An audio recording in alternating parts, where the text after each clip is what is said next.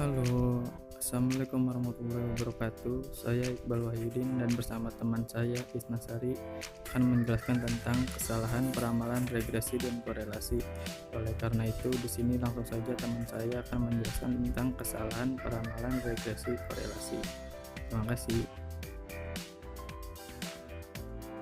Menurut Gasper 2004, aktivitas peramalan merupakan suatu fungsi bisnis yang berusaha memperkirakan permintaan dan penggunaan produk, sehingga produk-produk itu dapat dibuat dalam kuantitas yang tepat. Dengan demikian, peramalan merupakan suatu dugaan terhadap permintaan yang akan datang, berdasarkan pada beberapa variabel, sering berdasarkan data deret waktu historis.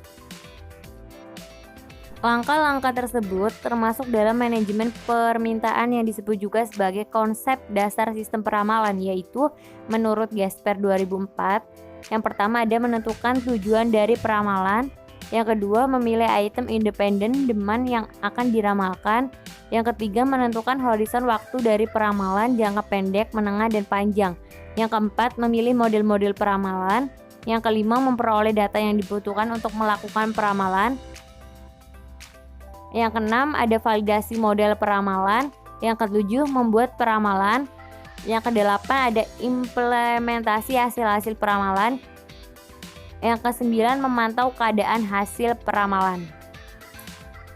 Kegunaan peramalan: 1. Menentukan kebutuhan sumber daya yang diperlukan. 2. Penambahan sumber daya. 3. Penjadwalan sumber daya yang ada. Prinsip peramalan: 1. Peramalan melibatkan kesalahan. 2. Peramalan sebaiknya memakai tolak ukur kesalahan peramalan. 3. Peramalan famili produk lebih akurat daripada peramalan produk individu.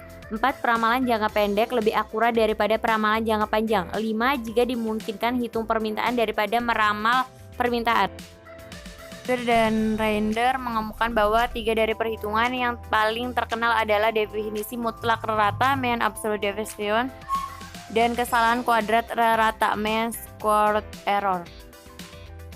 3 dari perhitungan tersebut antara lain mean absolute deviation, mean squared error, mean absolute percent error. Mean absolute deviation, di mana nilai kesalahan dihitung dengan mengambil jumlah nilai absolut dari tiap kesalahan peramalan dibagi dengan jumlah periode data. Metode ini cukup sederhana. Rumus yang digunakan yaitu inilah rumus MAD.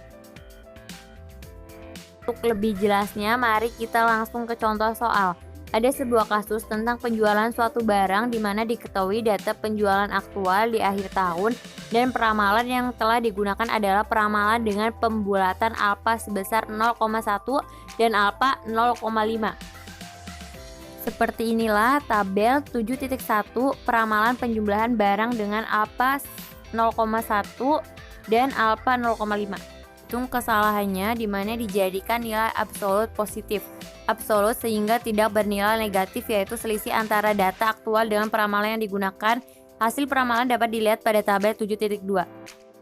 Beginilah jawaban dari tabel 7.2 hasil peramalan penjualan barang dengan alfa 0,1 dan alfa 0,5. Dan dihitung nilai rata-ratanya kesalahan ramalan dengan menggunakan rumus di atas. Didapatkan nilai MAD untuk peramalan dengan menggunakan nilai alfa 0,1, yaitu MAD sama dengan 559,9 dibagi 12 sama dengan 46,65. Sedangkan nilai MAD peramalan dengan menggunakan nilai alfa 0,5, MAD sama dengan 618 dibagi 12 sama dengan 51,55. Sehingga dipilih nilai MAD yang kecil, maka peramalan yang lebih baik adalah peramalan dengan menggunakan nilai alfa 0,1 dengan error 46,65. Nilai squared error MSE, di mana nilai kesalahan dihitung dengan menggunakan rata-rata selisih kuadrat antara nilai yang diramalkan dan diamati. MSE merupakan cara kedua untuk mengukur kesalahan peramalan keseluruhan. MSE merupakan rata-rata selisih kuadrat antara nilai yang diramalkan dan yang diamati. Kekurangan penggunaan MSE adalah bahwa ia cenderung menonjolkan defisiasi yang besar karena adanya pengkuadratan. Rumus contoh dari MSE.